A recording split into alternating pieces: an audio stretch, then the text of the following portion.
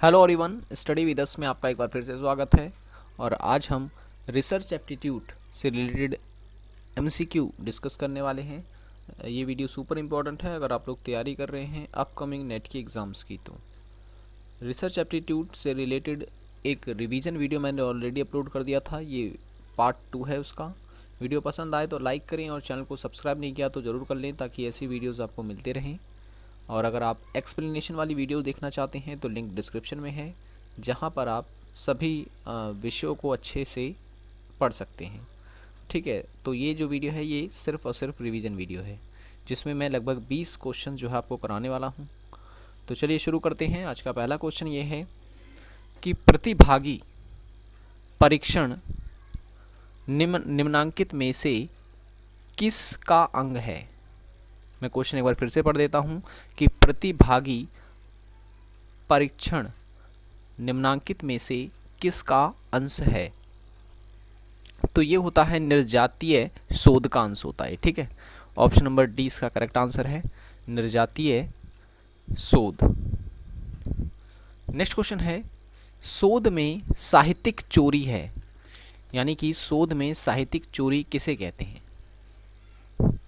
तो इसका सही आंसर हो जाएगा ऑप्शन नंबर बी, बेईमानी से नकल करना और उसका उपयोग करना। जैसे कि अगर आप अपना थीसिस बना रहे हैं या फिर कोई भी रिसर्च पेपर लिख रहे हैं, तो अगर आप उस में किसी दूसरे पेपर से नकल मारते हैं या उसकी कॉपी करते हैं तो उसे जो है साहित्यिक चोरी कहा जाता है। ठीक है, शोध में।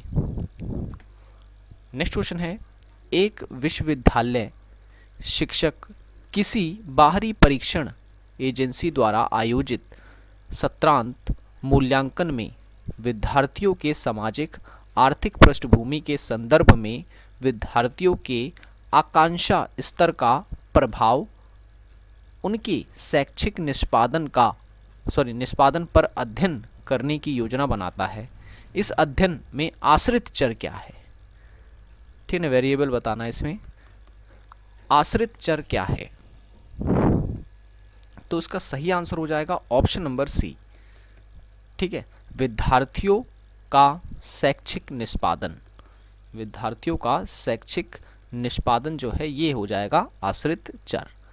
ठीक है, मैंने वेरिएबल पे अलग से एक वीडियो बना रखी है। ठीक है, वो जरूर देख लें आप अगर आप इसे अच्छे से समझना चाहते हैं। तो हर बार क्वेश्चन यहाँ से पूछता है। ठीक है, रिसर्च में चर को लेकर के क्वेश्चन पूछा जाता है और टाइप्स को लेकर के। ठीक है, टाइप्स से हमेशा 1 से 2 क्वेश्चन हमेशा देखने को मिलते हैं नेट के एग्जाम में। नेक्स्ट क्वेश्चन है, किसी शोध प्रतिवेदन में क्रांतिक भाषाई परीक्षण है। ठीक है, कौन सा है वो, 4 ऑप्शन दे रखे हैं इधर। तो सही आंसर है इसका ऑप्शन नंबर ए, नैतिक दृष्टि से भाषा के दुरुपयोग का उल्लेख करते हुए उसका परीक्षण करना।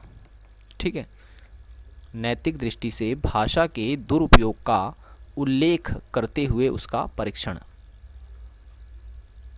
चलिए नेक्स्ट क्वेश्चन की ओर चलते हैं। देखो, वीडियो पसंद आ रही हो तो लाइक ज़रूर करें और पहले की वीडियोस को नहीं देखा है तो ज़रूर देख लें, लिंक डिस्क्रिप्शन में है। क्वेश्चन ये है कि नेक्स्ट शोध रिपोर्ट में दी गई ग्रंथ सूची जो है वो क्या दर्शाती है। ठीक है, क्वेश्चन ये है, और ये जितने भी क्वेश्चन मैं आपको करा रहा हूँ ये सारे के सारे रिपीटेड क्वेश्चन है। पिछले साल क्वेश्चन पेपर आप उठा के देख सकते हैं, उसमें आपको ये सारे क्वेश्चन जो हैं मिलेंगे। तो इसका सही आंसर है ऑप्शन नंबर ए, शोध रिपोर्ट में जो दी गई ग्रंथ सूची होती है ये आगे आने वाले जो शोध के जो विद्यार्थी होते हैं उनके लिए ये सहायक होती है। ठीक है, तो हम कह सकते हैं कि आगे आने वाले जो शोधकर्ता होते हैं उनके लिए काफ़ी उपयोगी होती है ये। नेक्स्ट है, शोध डिजाइन शोध में निम्नलिखित किन विशेषताओं से विशेष रूप से संबंधित है। क्वेश्चन में एक बार फिर से पढ़ देता हूँ, शोध डिजाइन शोध में निम्नलिखित किन विशेषताओं से विशेष रूप से संबंधित है। तो इसका सही आंसर है ऑप्शन नंबर बी, योजना निर्माण। ठीक है, योजना निर्माण।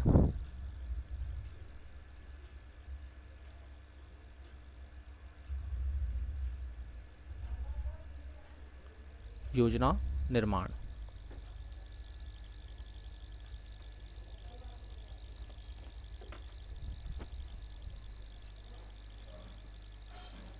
देखिए एक मिनट, इसका आंसर जो होगा ये नहीं होगा, इसका आंसर होगा उपयुक्त सभी। ऑप्शन नंबर डी इसका करेक्ट आंसर है। ठीक है, क्योंकि ये सारे के सारे सूट डिजाइन में जो है उपयोगी होते हैं। प्रतिदर्शा का चयन करना, योजना का निर्माण करना, डाटा संग्रहण के टोल के बारे में निर्णय लेना। ठीक है, तो जो है सभी इसका आंसर होगा। ऑप्शन नंबर डी इसका आंसर है, ये बी ऑप्शन नहीं होगा इसका। ओके, नेक्स्ट क्वेश्चन है, किस शोध पद्धति के माध्यम से नियंत्रित दशाओं के अधीन परिकल्पना के संदर्भ में एक स्वतंत्र चर के हेरफेर और आश्रित चर पर इसके प्रभाव की जांच की जाती है? वो कौन सा शोध होता है आपको बताना है। क्वेश्चन एक बार फिर से पढ़ देता हूं कि किस शोध पद्धति के माध्यम से नियंत्रित दशाओं के अधीन परिकल्पना के संदर्भ में एक स्वतंत्र चर के हेरफेर और आश्रित चर पर इसके प्रभाव की जांच की जाती है? तो इसका सही आंसर हो जाएगा option number D. Option number D. ठीक है, प्रयोगात्मक शोध में ऐसा किया जाता है। ठीक है, प्रयोगात्मक शोध।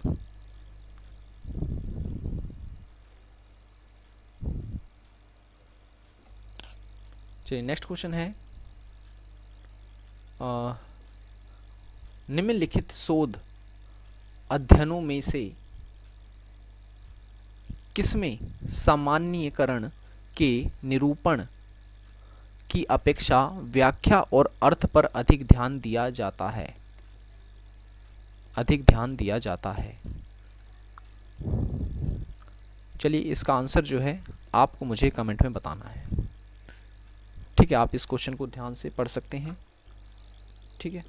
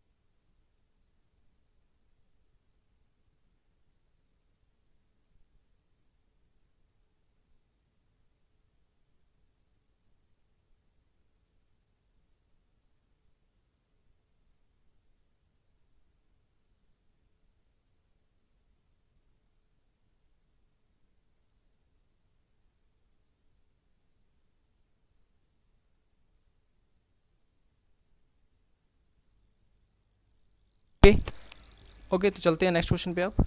तो उसका क्वेश्चन देखते हैं कमेंट में कौन बताता है। तो नेक्स्ट क्वेश्चन है, ऐसे अध्ययन को जिसमें शोधकर्ता को प्रायोगिक और प्लेसिबो समूह की पहचान की जानकारी नहीं होती है, उसे हम क्या कहते हैं? तो इस क्वेश्चन का सही आंसर है option number B, double blind. ठीक है, डबल ब्लाइंड कहते हैं उसे। नेक्स्ट क्वेश्चन है, वह शोध जिसमें पुरुष और महिला के बीच सामाजिक असमानता पर जोर दिया जाता है, वह कौन सा शोध होता है?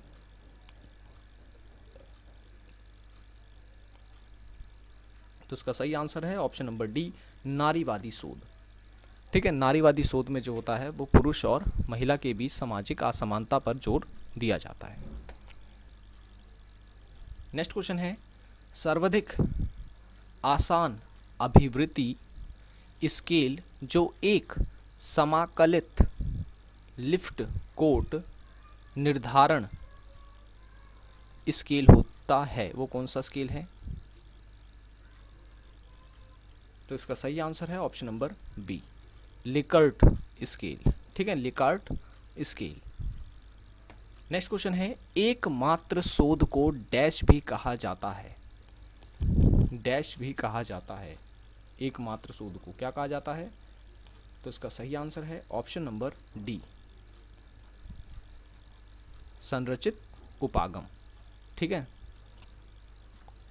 नेक्स्ट क्वेश्चन है, जिस शोध विधि में सामान्यकरण किया जाता है जो उसी प्रकार की अन्य परिस्थितियों पर लागू होता है, इसे क्या कहा जाता है? अगर आपने रिसर्च का टॉपिक अच्छे से पढ़ा है तो आप ये क्वेश्चंस को इजीली कर लेंगे, लेकिन अगर आपने उसे बारीकी से नहीं पढ़ा इस टॉपिक को तो उसके एक भी क्वेश्चन आप जो हैं नहीं कर सकते हैं। ठीक है, तो ये क्वेश्चन आपको आभास कराएंगे कि आप कितने तैयार हैं इस टॉपिक पर। तो सही आंसर है इसका option number B, case study. ठीक है ना, केस स्टडी। नेक्स्ट क्वेश्चन है, मैं शोध अभिकल्प जिसमें निरंतर तथ्यात्मक जानकारी एकत्र करने की आवश्यकता पड़ती है, उसे निम्नलिखित में से किस रूप में वर्गीकृत किया जाता है? तो उसका सही आंसर है ऑप्शन नंबर ए, अनुधैर्य अध्ययन अभिकल्प। ठीक है, अनुधैर्य अध्ययन अभिकल्प। नेक्स्ट क्वेश्चन है, स्नोबॉल प्रतिचयन किसी प्रतिदर्श के चयन की वह प्रक्रिया है जिसमें इसका प्रयोग किया जाता है। किसमें किया जाता है? तो सही आंसर है नेटवर्क के रूप में, option number A, network. Next question है, निम्नांकित में किस शोध प्रतिमान में प्रतिभागियों के परिप्रेक्ष्य के अनुसार यथार्थ की व्याख्या देने को महत्वपूर्ण माना जाता है?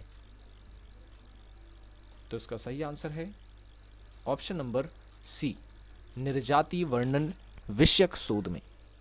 ठीक है, निर्जाति वर्णन विषयक शोध में।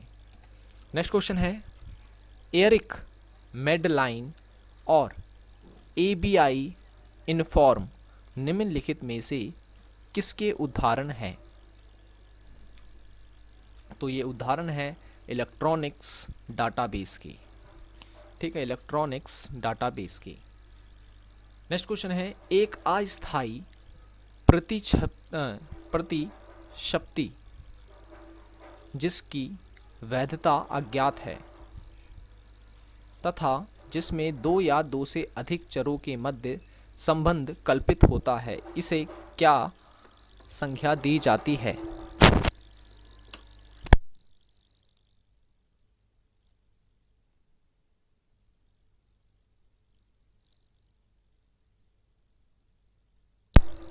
तो इसका सही आंसर है ऑप्शन नंबर डी, शोध परिकल्पना।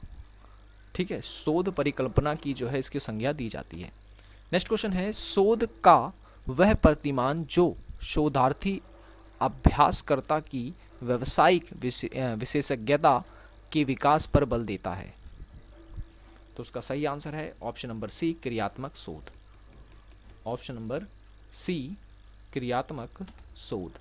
नेक्स्ट और लास्ट क्वेश्चन है ये, अपना शोध प्रबंध लिखते समय एक शोधार्थी संख्याएं किए तकनीकों के अनुप्रयोग का तर्कधारी नहीं बताता है, इससे निम्न में किसका उत्तम उदाहरण माना जाएगा? ठीक है, किसका उत्तम उदाहरण माना जाएगा? देखिए, इसमें जितने भी क्वेश्चन हैं लगभग हो सकता है इसमें ग्रामेटिकल मिस्टेक हो। ठीक है, क्योंकि टाइप करने में इसमें मिस्टेक हो जाती है, तो उसे आप इग्नोर करें। ठीक है, तो इस क्वेश्चन को एक बार फिर से पढ़ देता हूँ। अपना शोध प्रबंधन लिखते समय एक शोधार्थी संख्याएं किए तकनीकों के अनुप्रयोगों का तर्कधारी नहीं बताता है, इससे निम्न में किसका उत्तम उदाहरण माना जाएगा? तो इसका सही आंसर होगा ऑप्शन नंबर बी, भूल से हुई त्रुटि। भूल से हुई त्रुटि। तो ये तो था हमारा वीडियो जिसमें हमने डिस्कस किए 20 रिसर्च एप्टीट्यूड से रिलेटेड एमसीक्यूज। आई होप कि ये वीडियो आपको समझ आया होगा, और पसंद आया हो तो वीडियो को लाइक करें, चैनल को सब्सक्राइब नहीं किया तो ज़रूर कर लें ताकि ऐसी वीडियोस आपको मिलते रहें। मिलते हैं नेक्स्ट वीडियो में, तब तक के लिए take care and good bye.